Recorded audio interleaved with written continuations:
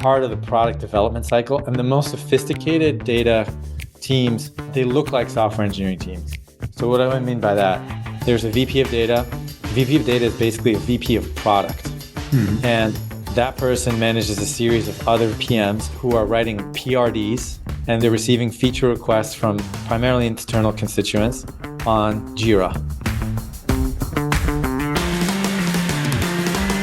You are listening to The Secure Developer, where we speak to leaders and experts about DevSecOps, Dev and Sec collaboration, cloud security, and much more. The podcast is part of the DevSecCon community, found on devseccon.com, where you can find incredible dev and security resources and discuss them with other smart and kind community members. This podcast is sponsored by Snyk. Snyk's developer security platform helps developers build secure applications without slowing down, fixing vulnerabilities in code, open source containers, and infrastructure as code. To learn more, visit snyk.io/TSD. Hello, everyone. Welcome back to The Secure Developer. Thanks for tuning back in. Today, we have a really fun conversation and a really different lens than what we've had before. We have Tomasz Tunguz, who's the sort of founding partner of Theory Ventures. We'll hear more about that in a second, to talk a little bit about AI from an investor lens and about AI and AI security in particular. So, Tom, thanks for coming onto the show. Privileged to be here. Thanks very much for having me, Guy. So Tom, maybe just for starters, tell us a little bit about yourself and Theory Ventures, give us a bit of context to your views of the world. Yeah, so I've been a venture capitalist for 14 years. I was at Google for 3 years before that, worked at a company that went public when I was 17, started a little software company and fell in love with technology, loved the incredibly rapid learning curve. And about a year ago, left my previous firm to start a new one called Theory. And we're 6 people today. We spend a lot of time in and around AI. And we build a super concentrated portfolio. So the idea is to find companies through extensive research and then back them and continue to back them and continue to back them, and primarily help very technical founders build out their go-to-market strategies.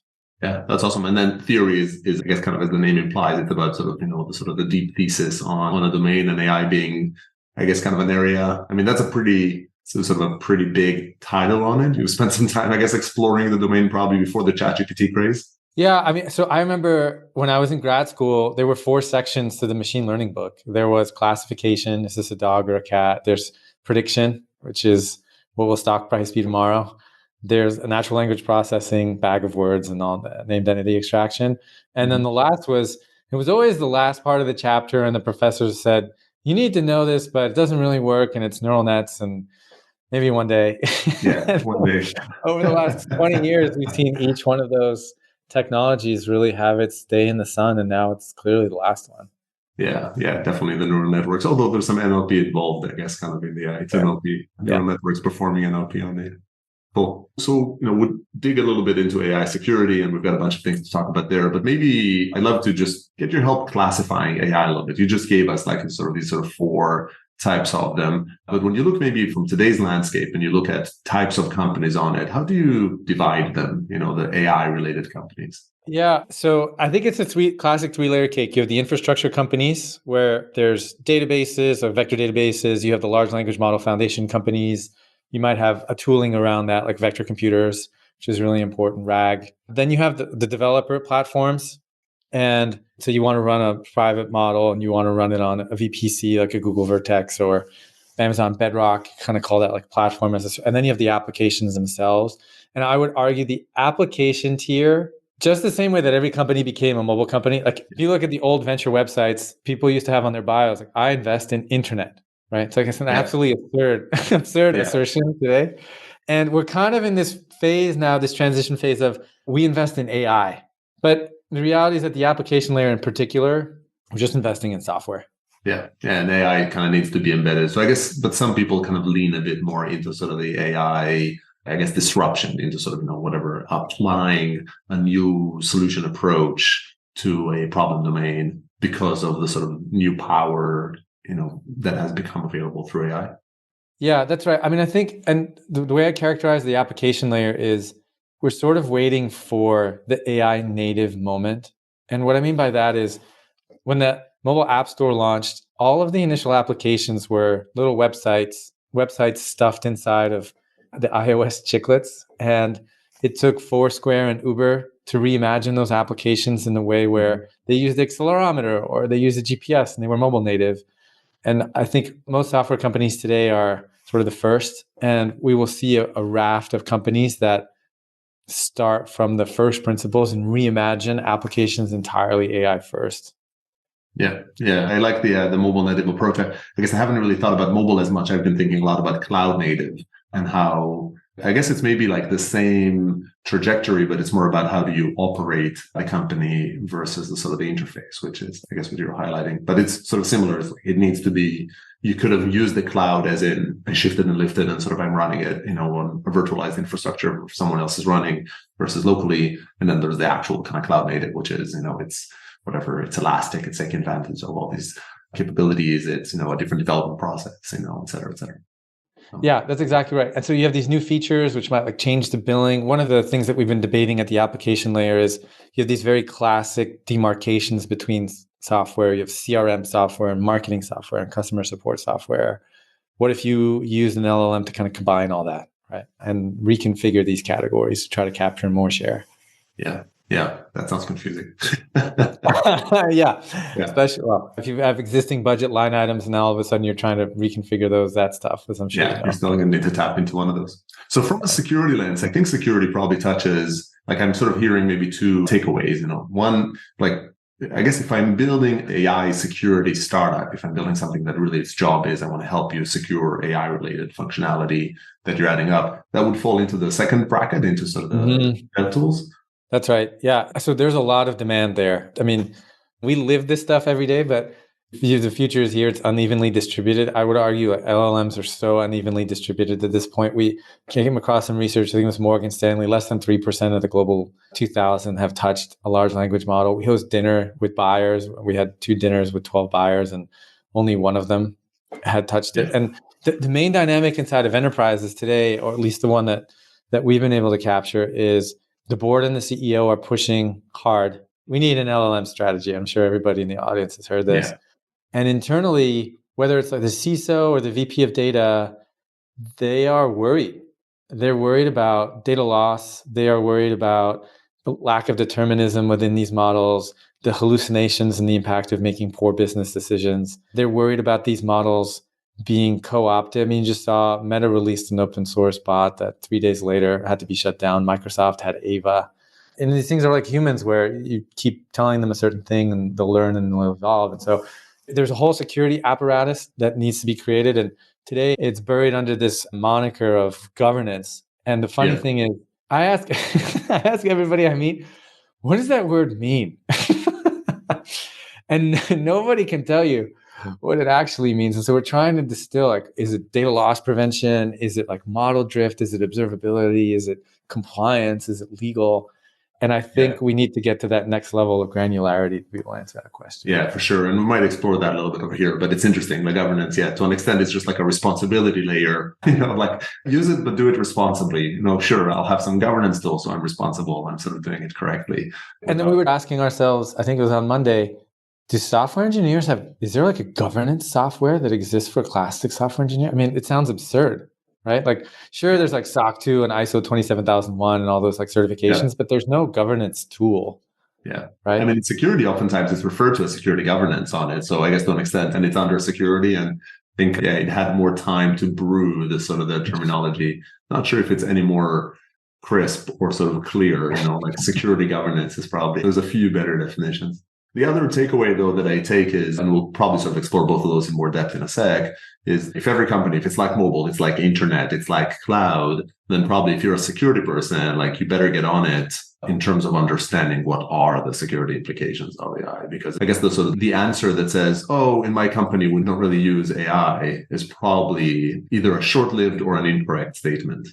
That's right. I think the dynamic here is, I remember when Dropbox first started and heads of security blocked it. And they said, we don't know what this is. We have to stop it. But employees, personal computers, mobile phones, it will leak into the organization. I think it's inevitable. And the attack vectors that exist for these models are different and important enough that it's worth getting up to speed on.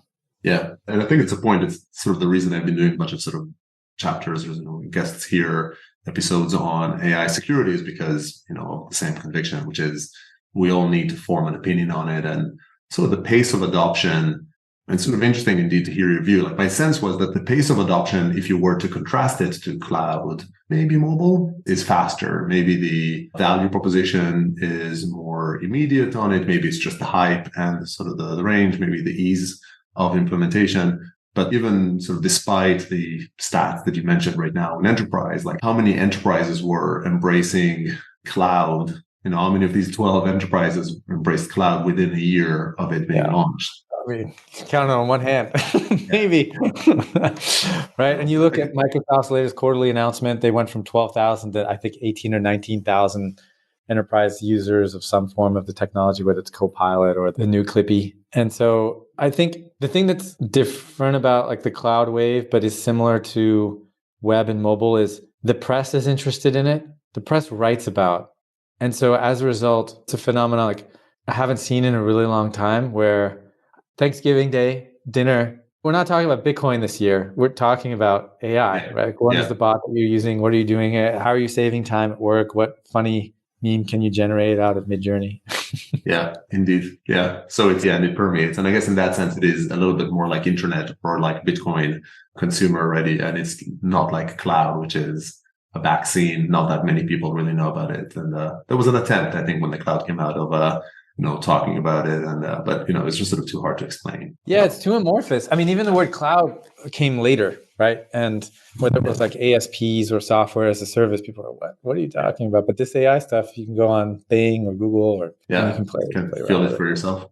So maybe let's sort of explore, especially sort of that first category of sort of AI security. I guess it sort of touches both. So again, kind of maybe sort of investor lens here, and you're saying a bunch of companies, or you're hearing from buyers and companies, what is it that they worry about?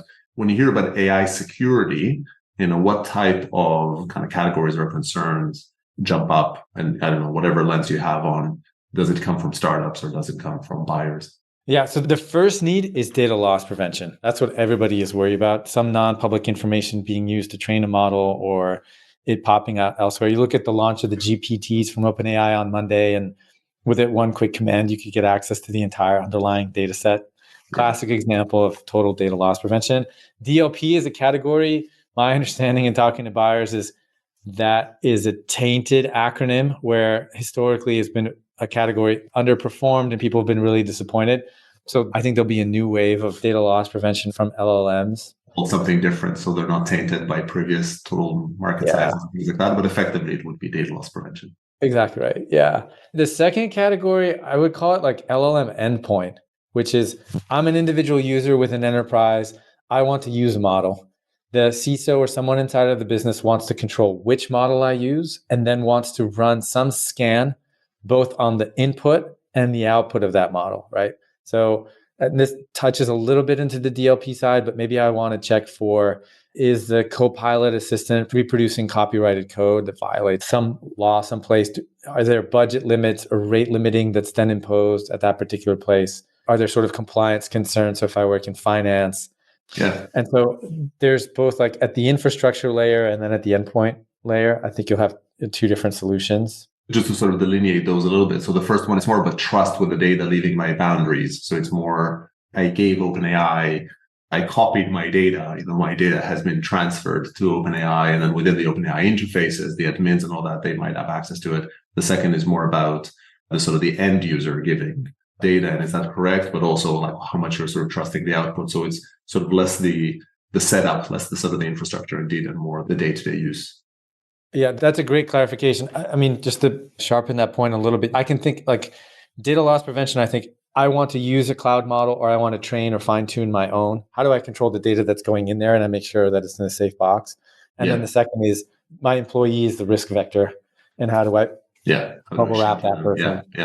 Yeah. So those are two. And then there's a third category, which is around compliance, right? EU has different laws around the right to explainability. A lot of these LLM models do not have that. And so for like mortgage scoring or credit decisioning, we'll have to come up with a solution. And so those are the three categories so far that we've been able to identify. The fourth one, which borders on security and data, is It's basically like data access control. We don't really have a great name for it, but it touches LLMs, but it's not exclusive. But especially with like marketers are going to need certain amounts of data in order to fine tune whatever model they're producing. Let's say it's to produce 1 million ads a month, right? And the customer support teams will want access to data to be able to create robots that respond to customer support emails.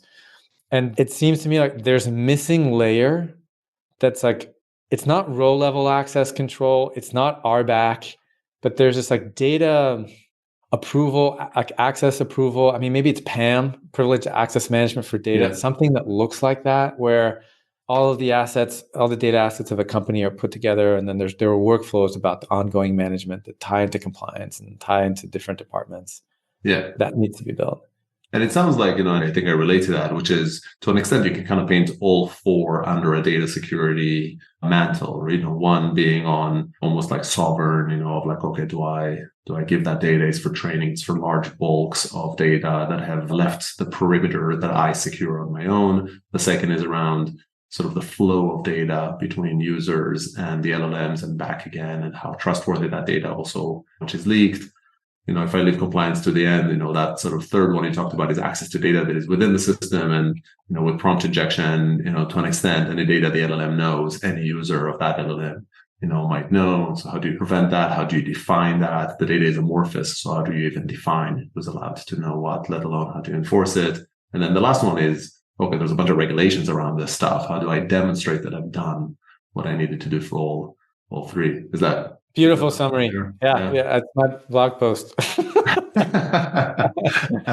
It makes sense because AI is all about data and the security of it. I am seeing, I think your characterization is one that I buy into from like the concerns and the problems. From a solution perspective, there's in the world of cloud security, to an extent, mobile security and such. But if I think of this more as infra, there's also a delineation of stage, and maybe simplistically, you can talk about sort of the AppSec side, hey, I'm building something. Am I doing it securely? Am I building a secure thing?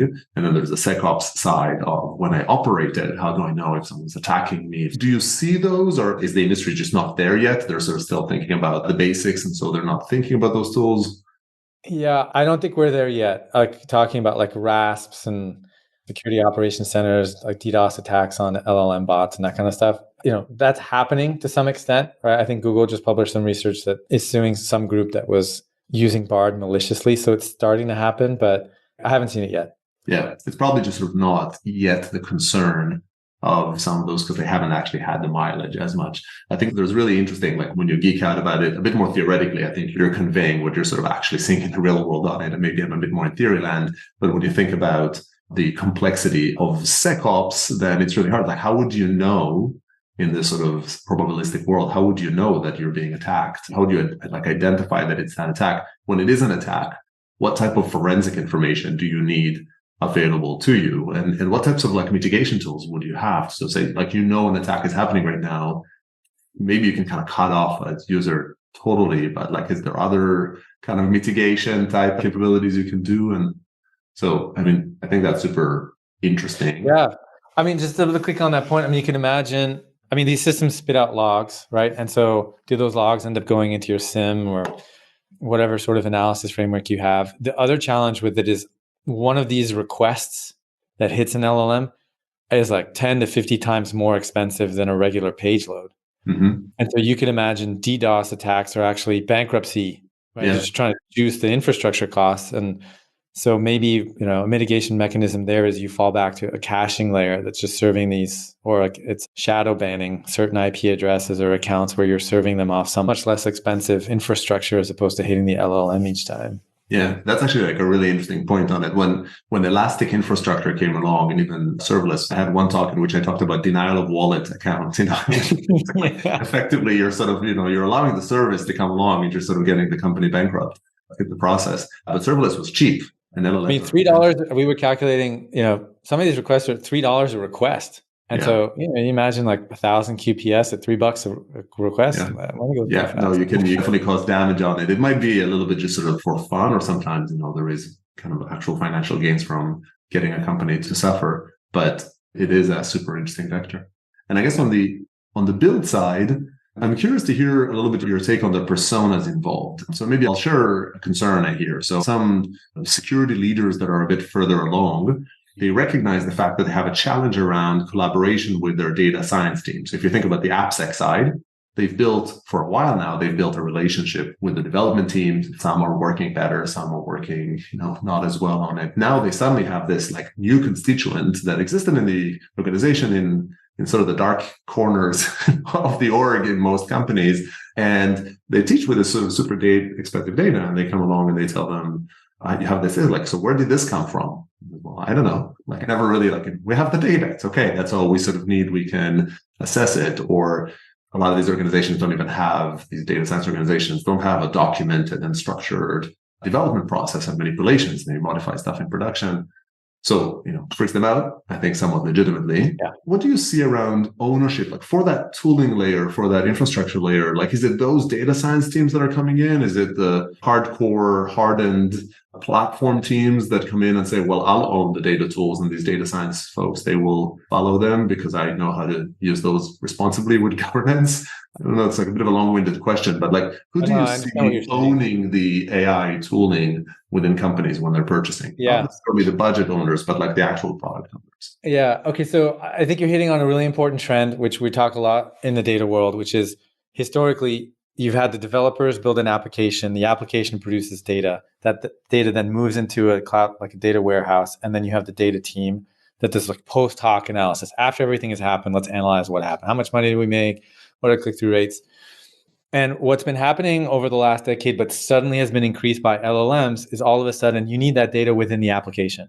Right. And so this data team is now thrust to, instead of being post hoc, they're actually like part of the product development cycle. And the most sophisticated data teams, they look like software engineering teams. So what do I mean by that? There's a VP of data. The VP of data is basically a VP of product. Mm-hmm. And that person manages a series of other PMs who are writing PRDs, and they're receiving feature requests from primarily external constituents on Jira. Yeah. And they are starting to commit code to GitHub. The problem is, unlike regular software, you have two different assets that you need to manage when you're in data. There's the code itself, and then there's the data. And so like the versioning of the data. And so there is some like software infrastructure, look at like Iceberg and Project Nessie, where you can like version and roll back and fork just the way that you would think. But that's really, that's standards around data versioning. Like it's like day one. I mean, anyone, top of the first. And so that's starting to happen. But I agree with you. I mean, I think one of the most important dynamics within the security world is the CISO and the head of data will become far closer than they ever have, because you could argue it's at least equally important to the partnership between the CISO and the VP-Eng.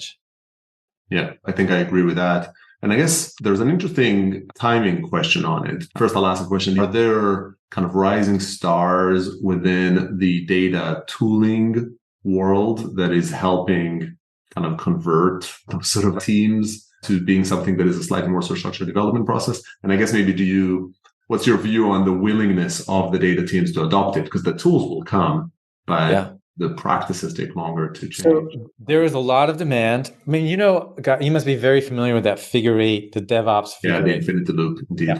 So there is now a data ops figure eight.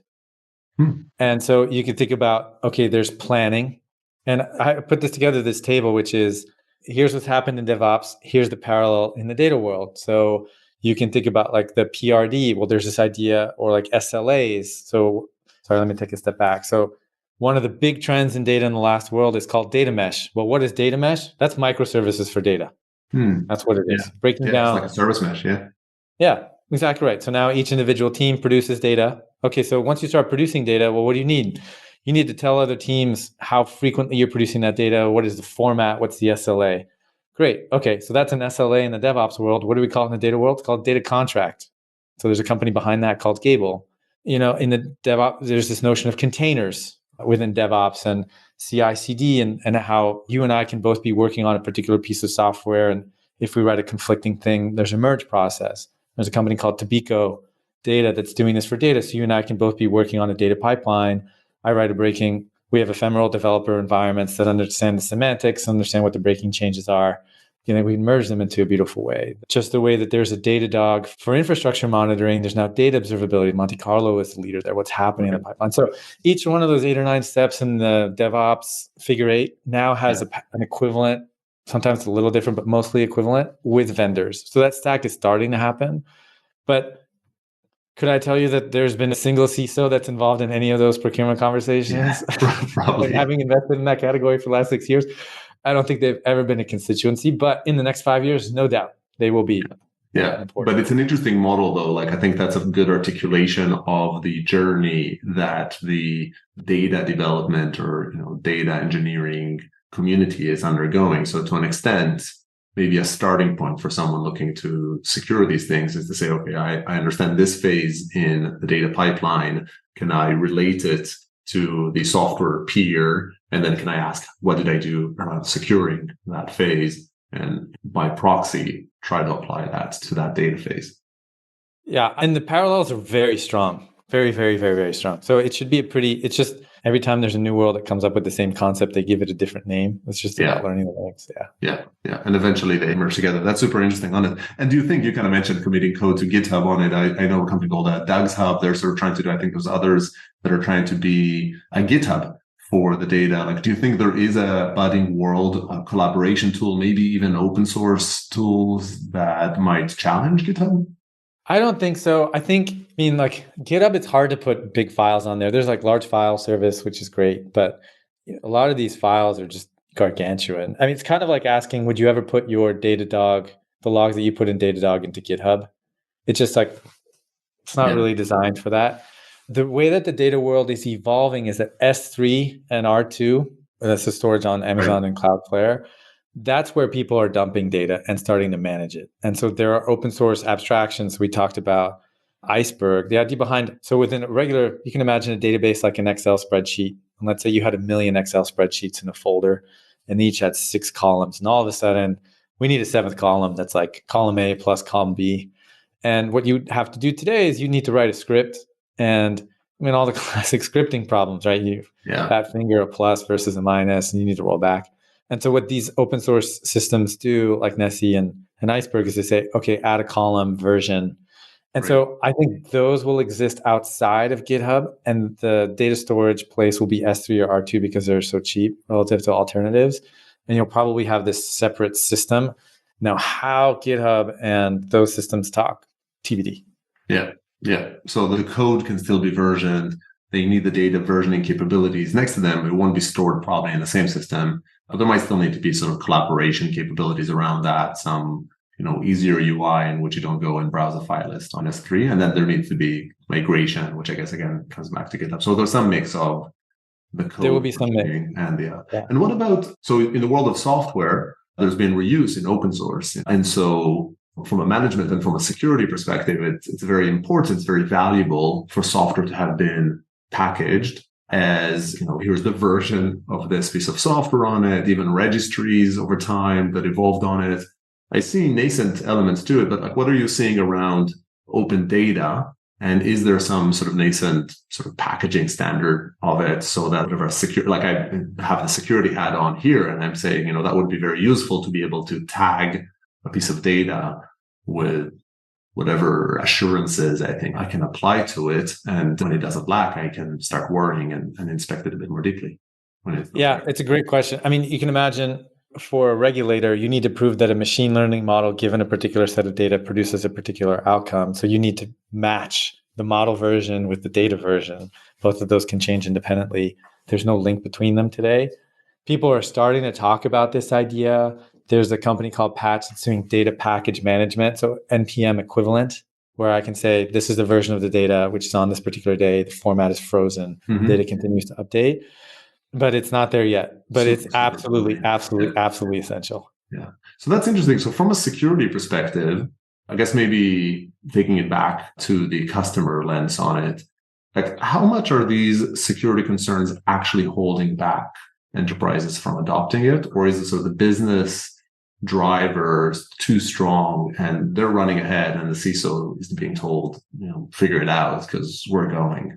So I would say for large language models, it's definitely holding it back. there's a real concern. I mean, like a CISO, I feel for them because if they make a mistake, like often your job can be on the line, right? Mm-hmm. And because, well, the downstream impacts can be huge. In the world of data, you could botch an analysis and you won't be fired. But now all of a sudden with these LLMs, it has changed.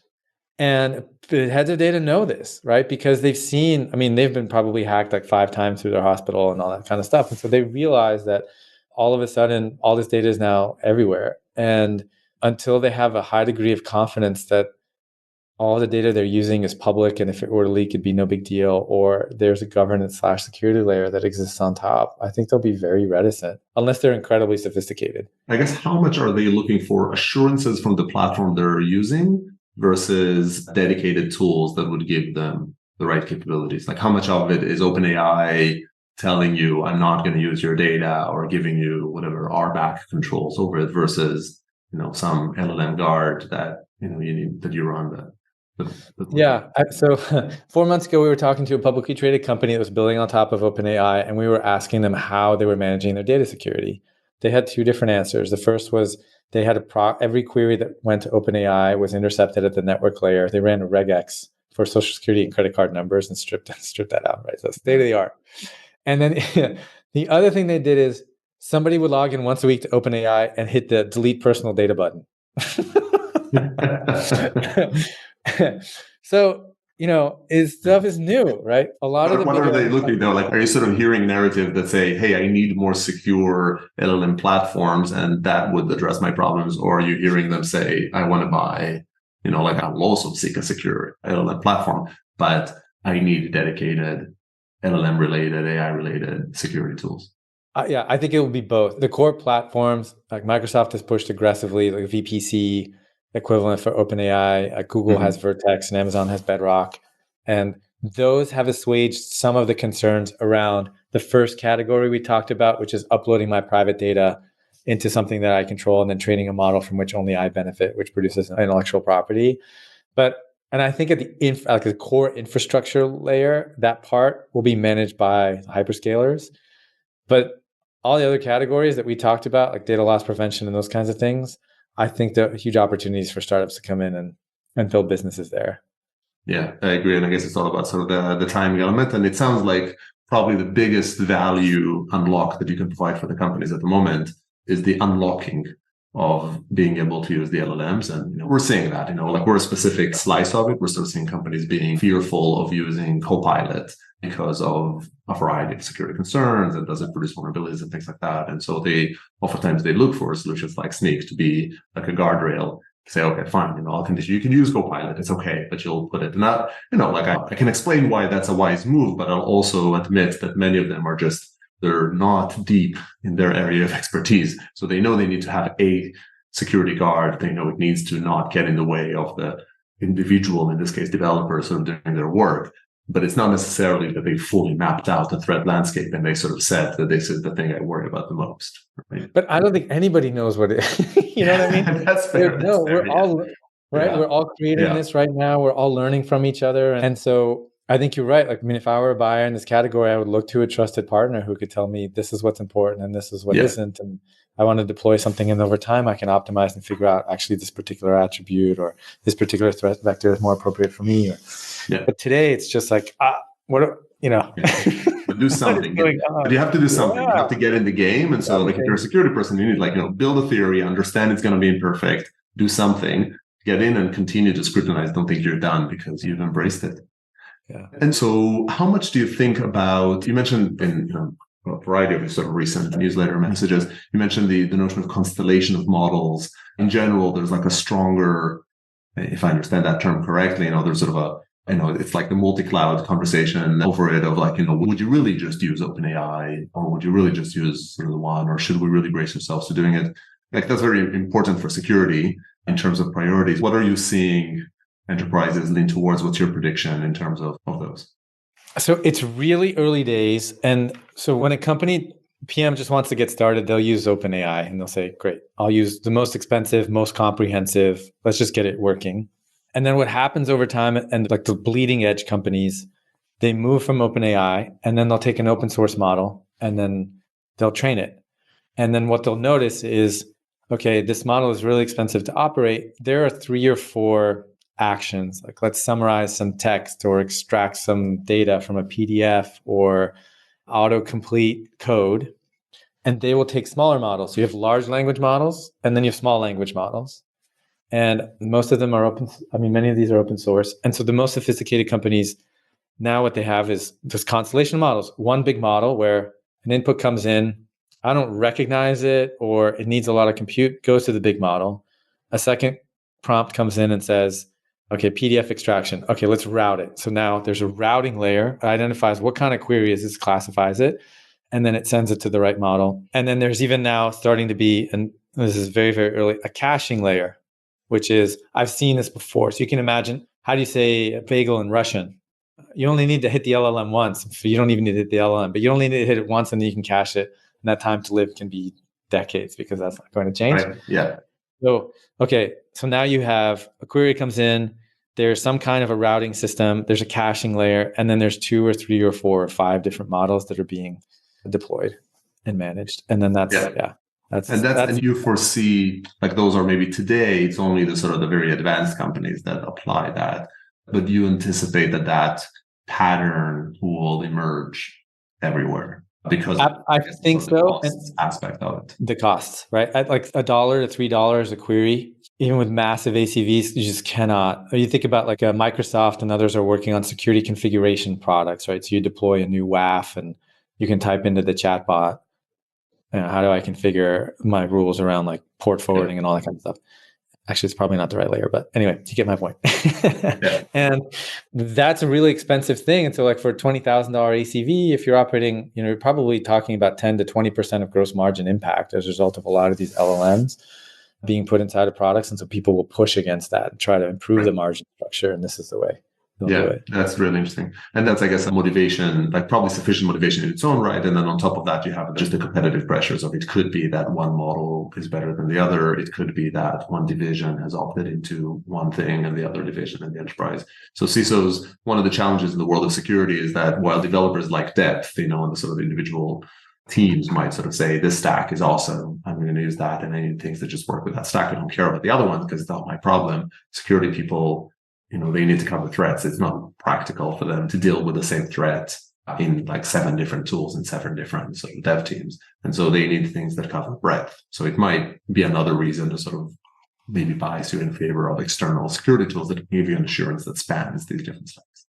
Yeah. Exactly right. You nailed it. So typically startups don't go straight to the enterprise. They go and they kind of feed themselves, if you will, or they build up their product indeed on sort of smaller companies, on startups that are advanced in some adoption of new technology. So if I was an AI security company today, in a classic, if I a cloud security company might go to, early or mid-market companies that are more technology adopters and try to sell them some of the cloud security solutions before they go to the giants that are very hard to satisfy. Like those smaller companies today, do they care about AI security at all? Like when you look at the startups or sort of the pioneers that already are startups, but have embraced AI, how much do they, like we talked about how much enterprises care about AI and that it's a holder. How much do these mid-market and early stage companies care about that have adopted AI in more full force? How much do they talk about or voice concern about security? They care enough about it to satisfy SOC 2, I guess is the way that I'd put it. But there's nothing, I guess that's a question, like, will the SOC 2 regulations change? Yeah. Or the expectations change as a result of LLMs? Yeah. The other dynamic is this like whole GDPR data processor. And so a lot of them are wondering, I guess, selling to the enterprise, how do I architect myself that I'm not a marginal data processor? That's another really important component to this. Right. Those are the 2 areas I've seen it pop up. Yeah. So they basically, I guess it's all a sophistication type element. Their customers will ask them about things that they know to ask them. And so the very, very basic things they'll sort of ask them about. But beyond that, they don't really care to. It's a bit of, on one hand, super compelling. On the other hand, a pretty tough world for sort of an AI security company today. Might need to go to the top or to the sort of the more security sensitive people more so than the more technology adopters. Yes, exactly right. I'm curious. So, like, slightly veering out of security, but relevant and applicable to security as well, as the flip world. We talked about how the world of data needs to embrace software development processes, but AI and LLMs are also changing how software will be developed over time. And, you're sort of deep and immersed in this sort of space. What's your prediction to how AI-powered software development looks like in 5 years' time, in 10 years' time, like intentionally in the long run, not the sort of simple code completion or prompt that generates some code? Yeah, I think we will see assembly to like an interpreted language. You think about going from effectively zeros and ones to high like level object. Mm-hmm. I think we're going to see an even bigger jump with AI because the reality is, 50% of code contributed to GitHub already is machine generated. I read code. Most of the code that I write is so formulaic and it's always the same thing. And even, this week I can upload, OpenAI just announced I can upload a zip of my repository and then ask the model to refactor across classes. And let me contrast this. So 4 months ago, I could ask the AI to complete a line for me. Yeah. And then maybe 2 months after that, I could say, write a function for me. And now I can say, write a class for me, a whole document. And now we're at the point where, and I haven't tested it yet, but like refactor across multiple classes. And so within the span of 9 months, let's call it 10 months, a year, you've really gotten higher and higher level of abstraction. I think the other really interesting dynamic around these like code agents is I learned, for me, one of the hardest things to understand has been a hash map, or like how to use this function in Ruby called map. I look at the syntax and I feel dumb looking at it. It just does not click. And then when I code, like it does it for me. I'm like, oh, that's the way that it works. So I think that's really important, where you'll see more and more people within an enterprise coding, people who might be sophisticated in Excel or, slightly technical languages, who are now all of a sudden doing like real applications. So yeah, the amount of code that we will start to produce will just grow by 100x, maybe 1,000x. Yeah. And if you're a security person, that is a very scary statement. Yeah. Especially when that code is not necessarily as vetted, right? Because it might be someone who just knows Excel that can now produce, 10 files of Python. But what is their ability to scrutinize those files to say, for starters, that they're probably able to scrutinize that they're doing the right functional thing to a reasonable degree. But security, that's a much harder thing to spot. Yeah, are they using the right encryption algorithm? What are they doing for like key rotation and even just sort of straight up vulnerabilities, right? Are they sanitizing input that sort of moves from one point to the other? SQL injection, all that and when stuff. You have a vulnerability, if it's not composable, like if it's not components, then that vulnerability will now be basically duplicated across like 50 different instances versus being able to know that this sort of shared library has a vulnerability on it and everybody else just needs to update. Yeah. That's right. It's a scary proposition on it. I do agree, though, with your sort of prediction, which is abstractions will get higher and higher. Software development will become more democratized. I come back a little bit to sort of almost like the GitHub disruption. Not saying, it might be GitHub themselves that do this, but I think when you imagine that world of very high abstraction layer, but still need some form of versioning, data sets that you need to run, and they do need some form of versioning, but it's no longer code. To an extent, like some of the stranglehold that existing source code repositories or communities on it might be diminished now. Yeah, absolutely possible. Yeah. So absolutely. I guess it's not, we're in startup world, so everything is disruptable on it. What's the next juicy target? Yeah, I don't know that GitHub is an easy target, by any stretch, but it's interesting to think about that software. I share your view of kind of switching to being higher level abstraction, a bit more sort of specification driven, but maybe this is back to the equivalence in software development and data, which is something needs to structure this thing, just producing vast amounts of wild code. At some point, you don't want to know the code. You just want them to generate functionality, and you want to manage the functionality somehow and not know if and what code exists underneath. Yeah, that's right. Maybe you see sandboxing of these applications again, right?